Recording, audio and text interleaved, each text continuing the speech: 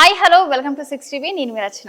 IPL 2024 67th match చూసుకున్నట్లయితే నిన్న ఎంతో రసవత్తరంగా అయితే సాగింది.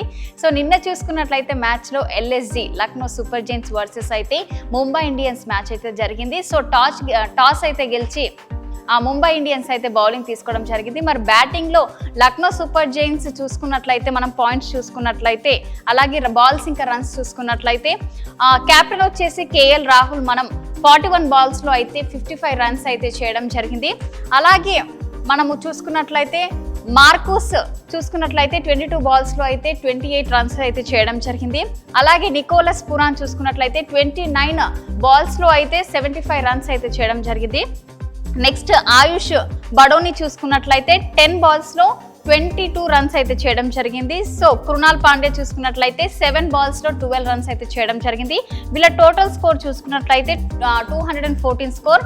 సో నెక్స్ట్ ఇప్పుడు LSG లక్నో సూపర్ జైంట్స్ చూసుకున్నాం కదా, ఇప్పుడు ముంబై ఇండియన్స్ ఎలా ఉందో తెలుసుకుందాం. సో ముంబై ఇండియన్స్ చూసుకున్నట్లయితే రోహిత్ శర్మ వచ్చేసి 38 బాల్స్లో అయితే 68 రన్స్ చేయడం జరిగింది. అలాగే డివాల్డ్ బ్రేవిస్ చూసుకున్నట్లయితే 20 బాల్స్లో అయితే 23 రన్స్ అయితే చేయడం జరిగింది. అలాగే ఇషాన్ కిషన్ వికెట్ కీపర్ వచ్చేసి మనకు 15 బాల్స్లో అయితే 14 రన్స్ అయితే చేయడం జరిగింది. అలాగే హార్దిక్ పాండ్యా కెప్టెన్ వచ్చేసి 13 బాల్స్లో అయితే మనకు 16 రన్స్ అయితే చేయడం జరిగింది. అలాగే నమాన్ దీర్ చూసుకున్నట్లయితే 28 బాల్స్లో అయితే 62 రన్స్ అయితే చేయడం జరిగింది. వీళ్ళ టోటల్ స్కోర్ చూసుకున్నట్లయితే 196 స్కోర్.